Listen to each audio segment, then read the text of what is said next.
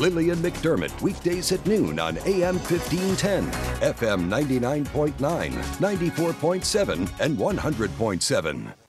The views expressed on the following program are those of the hosts, callers, and guests, and are not necessarily those of WMEL staff, management, or advertisers. This is Joe Steckler, folks, your host for Helping Seniors, the radio arm of Helping Seniors of Brevard.org. It's really a pleasure to do this first show of 2017, and I have two wonderful panelists with me today. I'll introduce them in just a minute, but first I want to remind everybody that the purpose of Helping Seniors is to inform, educate, and connect seniors and those that care for seniors with resources, with services they need to help them age with dignity, to help them age a little more easily, and in general to help solve problems at a cost-effective price.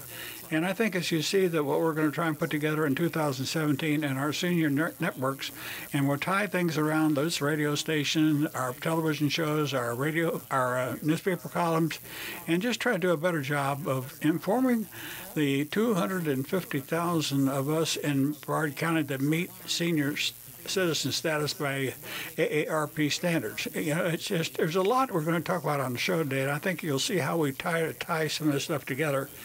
But none of what we do would be possible without our sponsors, our partners, and the people that help us pay the very few people that we employ and to help with the cost of some of the services we just have to purchase. Not everything is free. We can't get everything free. We can't get everything donated. We get a lot donated, and we're finding it does a big job of helping people. But some of our partners include Kindred at Home, the Eye Institute, Dr. Lee Sheldon, who has the solid bite dental implant program, and he has general dentistry too, but he likes to be referred to as Dr. Lee Sheldon.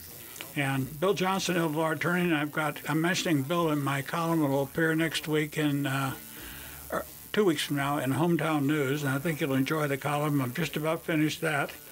But also this radio station, Wusthof Hospital Systems, 11 Home Cares on Beachside, Ebony News Today, Riverview Senior Resort, Organized Creative Care Solutions, Brevard Chiropractic and Neurogen Center, Cobblestone Realty, and Market Street Memory Care.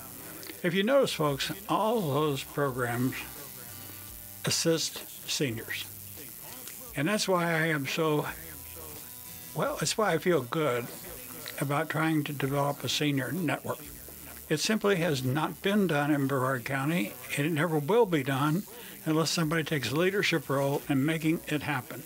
And we are expanding our board of directors. We're putting some more people on the board that we think will help us carry out this task of enlarging our program and at the same time starting to tie together many of the wonderful care services we have here in Brevard County.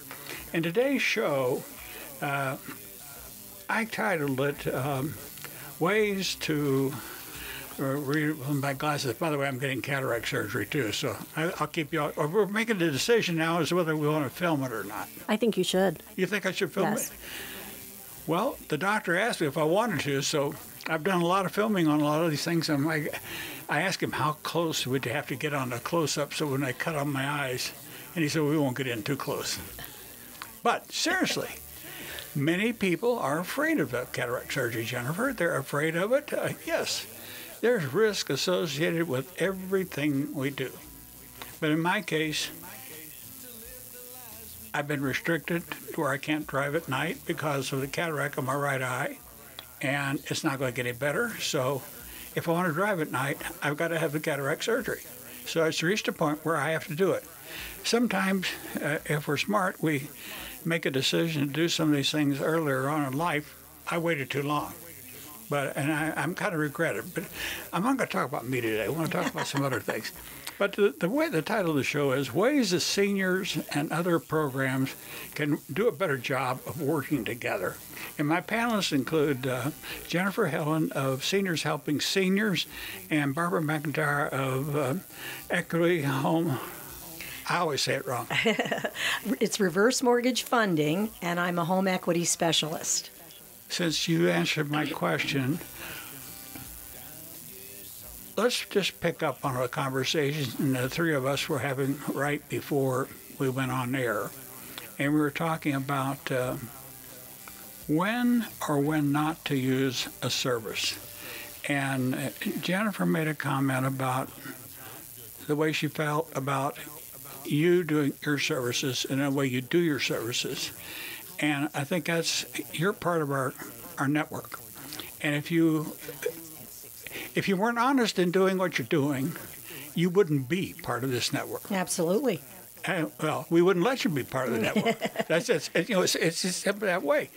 And that's where the element of trust, Barbara, has to be built into all that we do, I think, in the future with care programs. Everything is going to cost so much. We have to do a better job. Just briefly tell our listeners just what it is that you do and how you believe that you can do it in a way that can help people. Yeah, it's funny you were talking about the cataract surgery, and I almost said to you that I believe knowledge is power. And Jennifer said, yes, you should probably have them record your cataract surgery so people can see what's involved there and then know if they need cataract surgery, they're going to know what that's going to look like, and it eliminates fear. So what I do as a retirement specialist using home equity for reverse mortgage funding is I provide education to seniors and their families about how using equity in their homes could be a resource to provide monies for them for whatever their needs are in retirement. And those needs, oftentimes are Jennifer's services. People want to age at home. They want home health care. They need services to allow them to age at home, but perhaps their retirement funds are not sufficient, or they may not last for their length of life because we're living so much longer. So perhaps using some of the equity in the house is an additional resource to allow them to have these services. So what I do is I provide the information all about the reverse mortgage program or the home equity conversion mortgage, which is what it's really called, so that people can make an educated and informed decision about whether the program might meet their needs. Well, okay, let me ask a question. Sure. What do you think would be a fair assessment of the average value of a senior's home? 200,000, 300,000? Yeah, I would say between 200,000 and 300,000 in Brevard County. All right, but a home, okay, let's pick it. So it's easier to have. Sure. Let's say $200,000. Right. What is the maximum that they could get on a home equity loan on a $200,000 home? The reverse mortgage allows for a borrower to tap into a percentage of the equity of the house based on their age.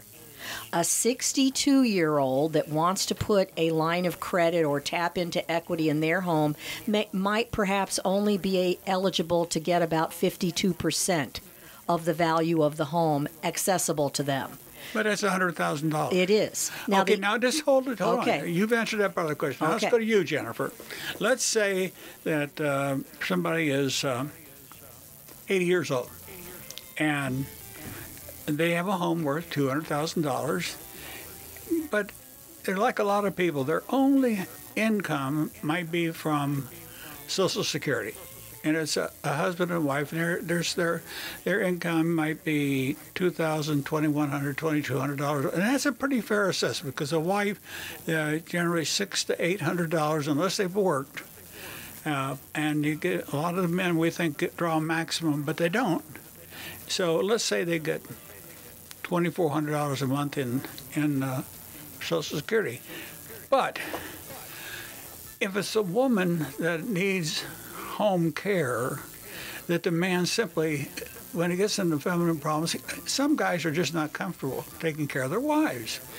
But you can have somebody can provide a service to help him take care of her in the home, and you might be able to do that for what cost on a yearly basis. Say if they go in for 2 hours a day, 5 days a week, what would it cost? Well, our rate is $17 an hour, and we do have a 2-hour minimum, so we are really flexible with that. About $1,000 a month, we're able to provide, a good helping hand for a family and keep them at home where they want to be. But if they knew they're going to, so instead of taking $100,000 out in an equity loan, they may take $10,000 out.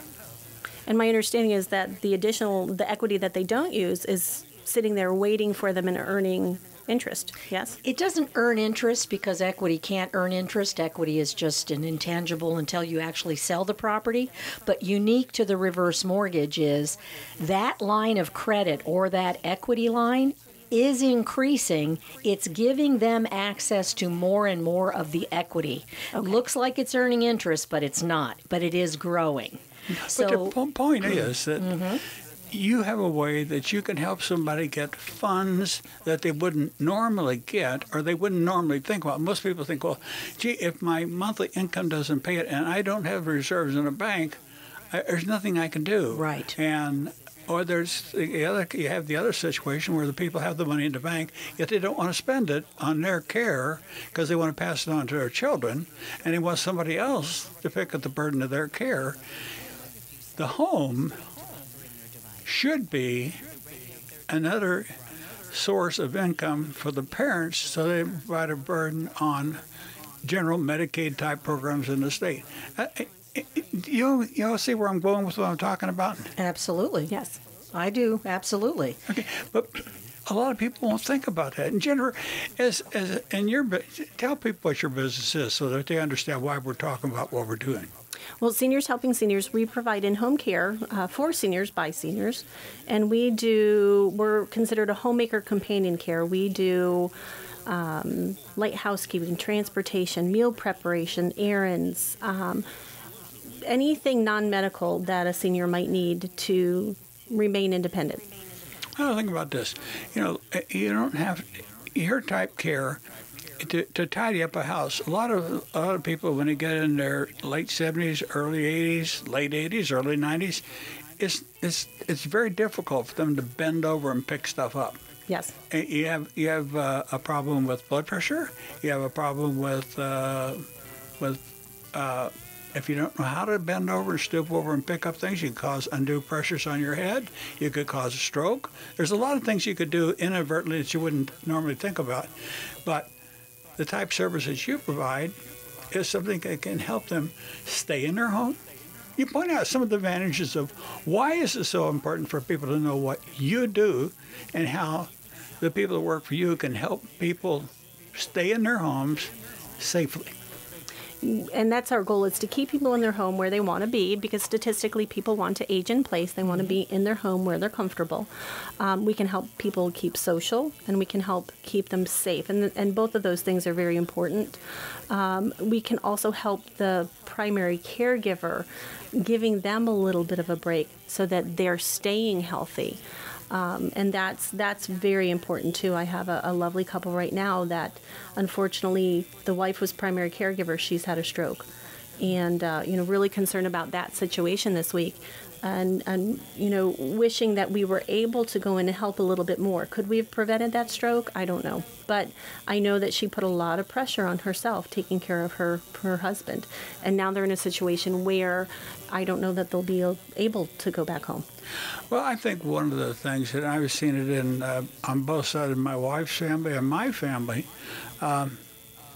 we like to think that we can solve any problem that comes our way ourselves with our own in-house assets, and that's not always true.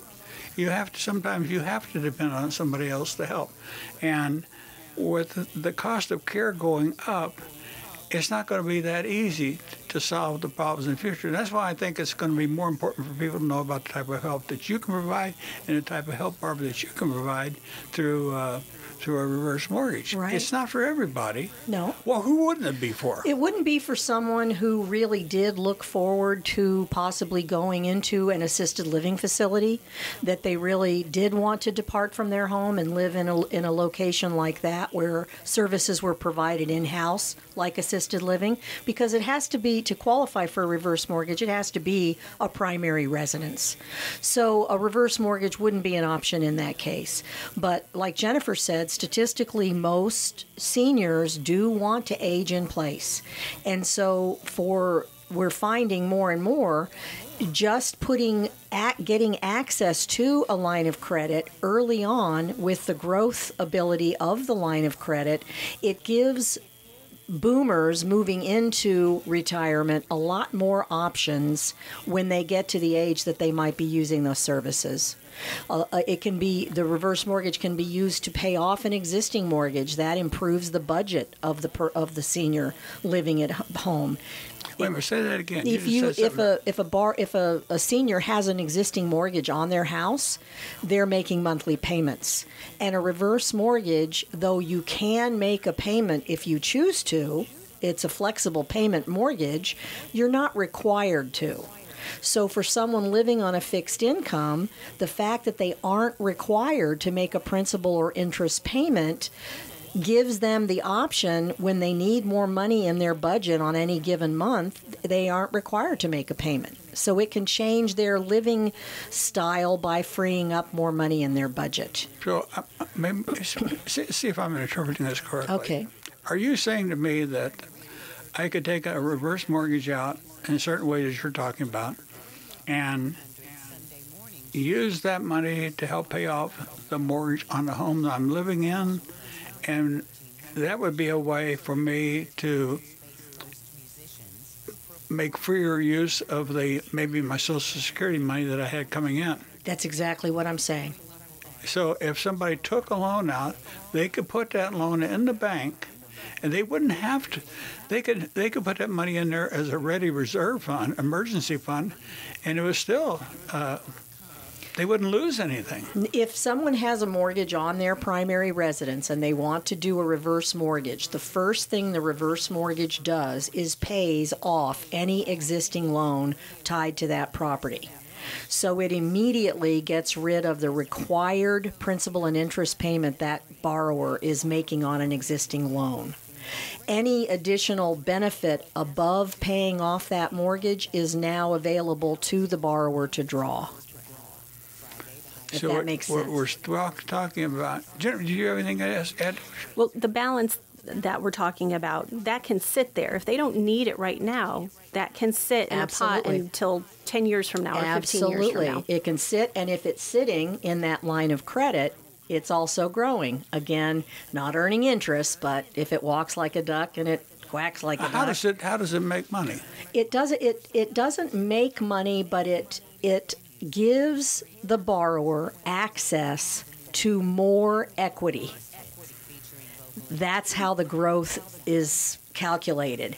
It assumes the borrower's getting older. It assumes the house is appreciating, so it just frees up more and more equity. So it actually shows a larger amount accessible, compounding and growing month after month. Okay, so if a family, if they had their home and it was paid for, yes, and they've lived in a home a long time. Most of us, as we get older, our homes are paid for, right? And not everybody has a large amount of monthly income coming in. That's correct. So, if they took a $10,000 equity loan out on a $200,000 home, and they didn't need that money, they could put that money in an emergency fund situation thing for them.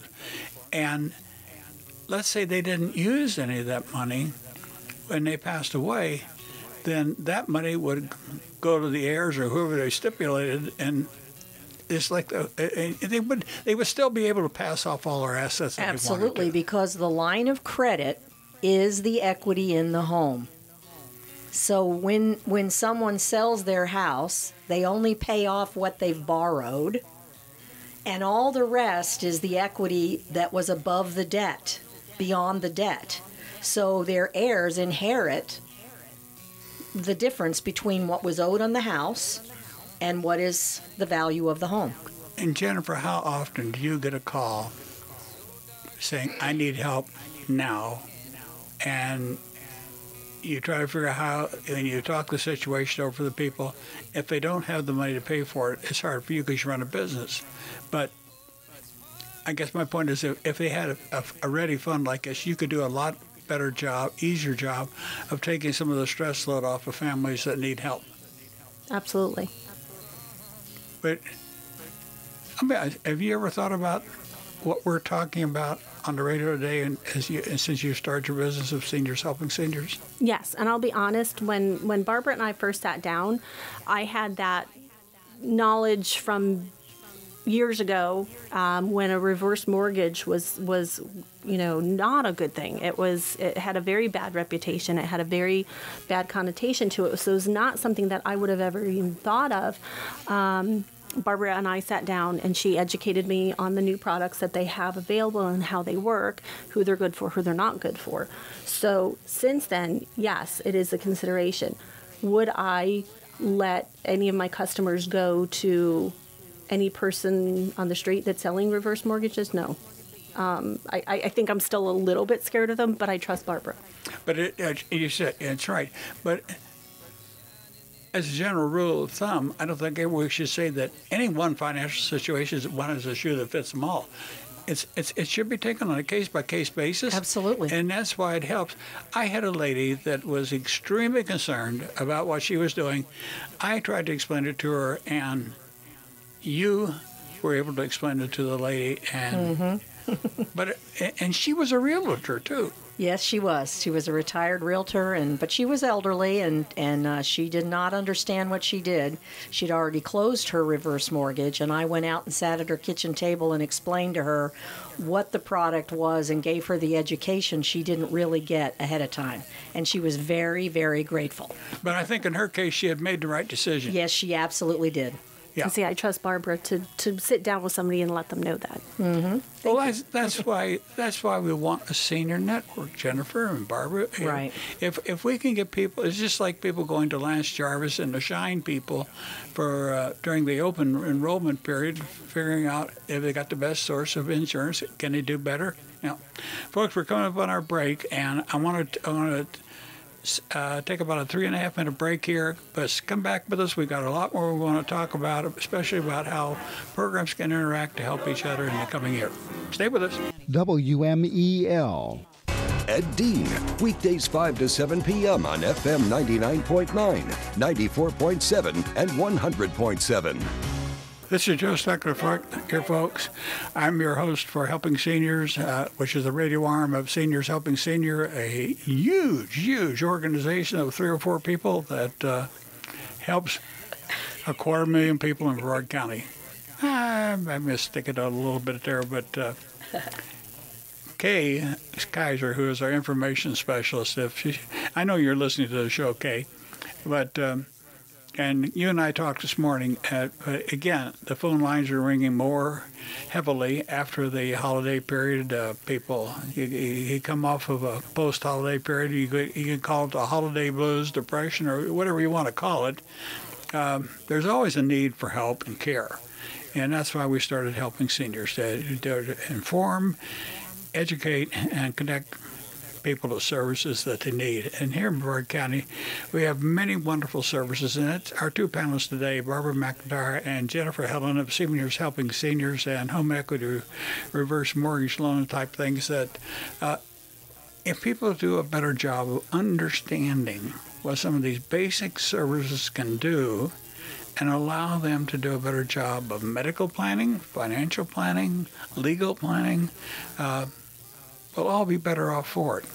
But the only reason we can do all these things is because we have many wonderful sponsors that are involved in the senior care business, like Senior Scene Magazine, Hometown News, Spotlight Magazine, Canadian Meds of Melbourne, Seniors Helping Seniors, Jennifer's program. Jennifer's a panelist today. The Fountains of Melbourne, Courtney and Brazel Financial Planners, Barbara McIntyre, Vitas Hospice, Ear Care, Canadian Meds. And folks, you've seen a lot of stuff, and I've seen it in the paper just in the last 2 weeks in Florida Today. We're talking about concerns about medicines coming into the country, drug prescription type medicines coming into the country, whether or not they meet the standards of the USA.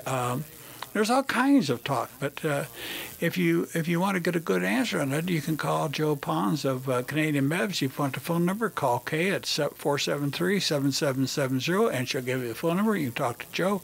I know personally, I've seen, Joe has pointed out to me, where doctors that live here in Brevard County are treating people with a certain injection type program for the knees that actually costs a little over $1,100. And if you buy the medicine through Canadian Meds of Melbourne, the drug actually used and with the doctor's assistance, everything, costs roughly $175, which is almost a savings of $1,100 over. And that's not anything to be sneezed at. No, he does amazing things with some of the cancer meds too. Huge savings. Have you worked with? You have people that work with him? Absolutely. My nickname for him is Donut Hole Joe. Say it again. Donut Hole Joe. He's great. Well, that is good to know. And again, that's the resource of working together. Yeah, it's resources, and we could talk about resources all day long, Barbara and Jennifer, but if people don't trust what we're talking about, then it all is for naught. But when we know and can cite results, right, then we know. And I didn't know that you had worked with Joe. Oh, yeah, we have for years now. Oh, great. I'll also mention the other sponsors include Handy Pro of the Space Coast, Al Dia Today, a Spanish newspaper, and there's also the In-Home Personal Services, the Veterans Realty of Brevard. And folks, when you think about it, Space Coast News, Spotlight Magazine, Senior Scene Magazine, Al Dia Today, Ebony News Today, and now the Space Coast online newspaper managed by Giles Malone, and we're going to have columns in there. So it's just another effort on our part of helping seniors of Brevard to help take a leadership role in building a network that makes the services that you all provide capable of providing and do provide that actually help people. They're cost effective and they enable more care to be administered by using the services that are really cost effective. So, I've learned through my life that you can't do it all by yourself. That's and right. One of the biggest problems that I think that the average citizen has is understanding how somebody else can help us. Or maybe believing that somebody else might have a better way to do something than we have. Mm-hmm. And Jennifer, I'll bet you found that in your business. It's true, and I think people wait too long, and then it's crisis, where, I want people to listen to the radio program, read the articles, so that they are prepared. So when it comes time that they really do need some help, that they know where to go, and they go to some place that they trust, not the closest possible one or the first person that they call. And having a little bit of help hopefully will prevent the future care that they, could have needed. That's an extremely important point. If you don't have access to funds, and you have ways to develop those funds, and I think we've established that the fact today that almost all homeowners have a way that they can establish an emergency type fund through using something like your services, Barbara, to have the money should they need services like a program like yours, Jennifer. And I can tell you, I've been in this business a long time, and you don't find services that can go into a home. It's a very hard thing. In the past, when I was the director of the Alzheimer's program, we get calls all the time for people to come in and help in the home. At that time, we didn't have that many in-home care businesses here in Brevard County. And a lot of people wanted somebody to sit with somebody all night long. And they think that somebody's going to go in a home and sit there for $25 or $30 all night long. It's not going to happen. No, It there's just isn't regulations gonna involved too. Pardon? And there are regulations involved that we do have to comply with. Right. But the value of getting a good night's sleep, having someone there and getting a good night's sleep, that could prevent a fall, that could prevent illness, it's so invaluable. Well, we caregivers have a way of saying that nobody else can do the job as well as I can, or the way I want it done, or the way the subject patient wants it done. You don't know until you try. Well, and my thing is, you're right. No one can do it just like you do. But we want to keep you in that role as caregiver. We want you to be the lead. We'll come in and help so that you can continue to be that person for them. But if you're sick, if you're miserable, if you're stressed, you're not going to be at your best. And we're there to help them be their best. And everybody needs a break, for goodness sake. A primary caregiver, that respite time is critical to their overall well-being and mental health, too. And nobody should have to do that alone. No. It really does take a toll on the body.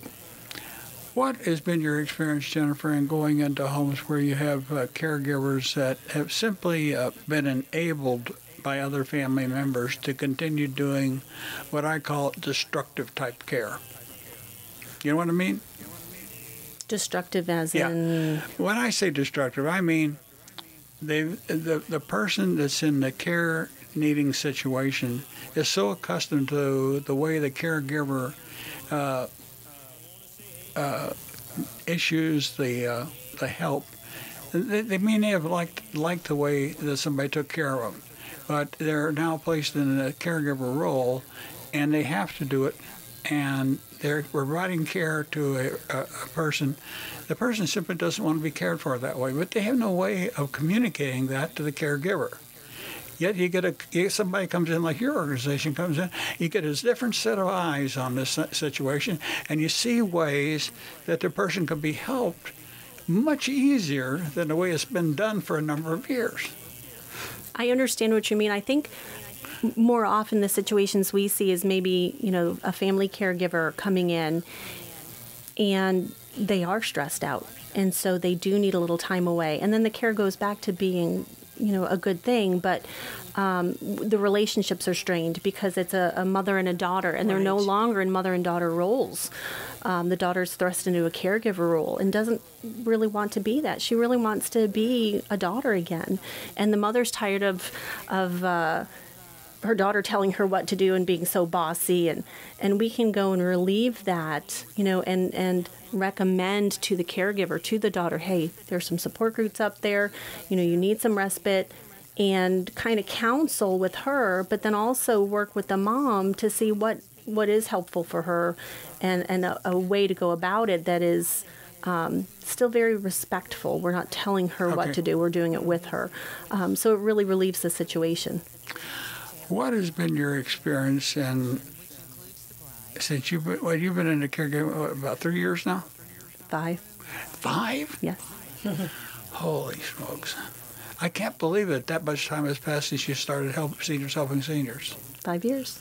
Yeah, I remember I helped you get some of your first workers. He did. But it should, when things work well, time passes a lot more quickly.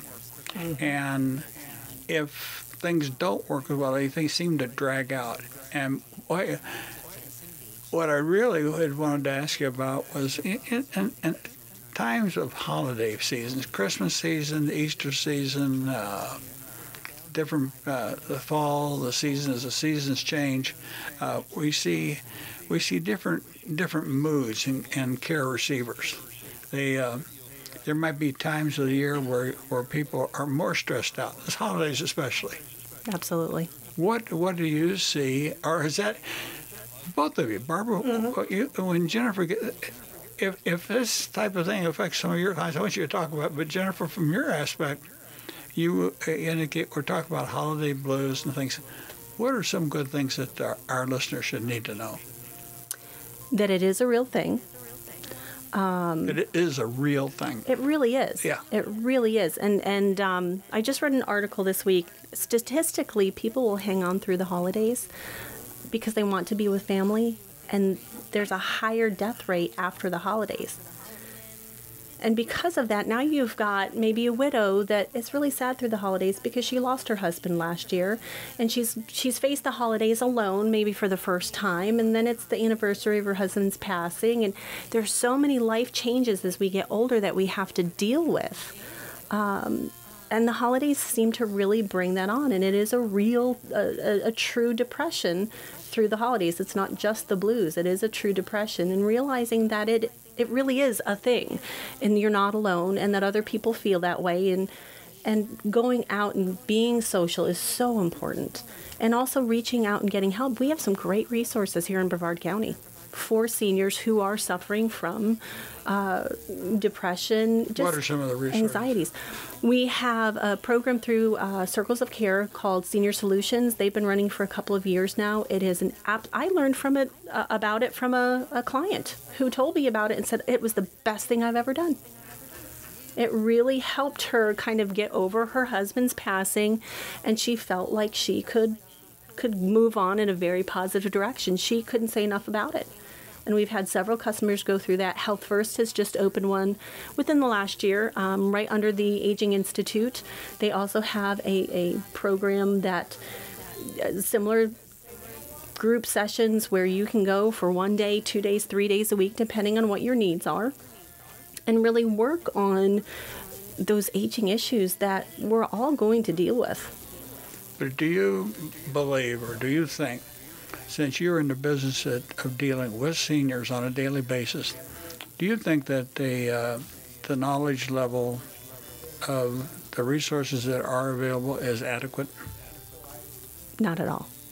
I think there are so many resources that we have that people just don't know about, and I think we need to be much better about getting them out there. That's why I think Helping Seniors of Brevard County is so important, letting people know about reverse mortgages, and that it's not just, what the misconception was, that there are new things out there and there's good things available and people who are trustworthy to offer that.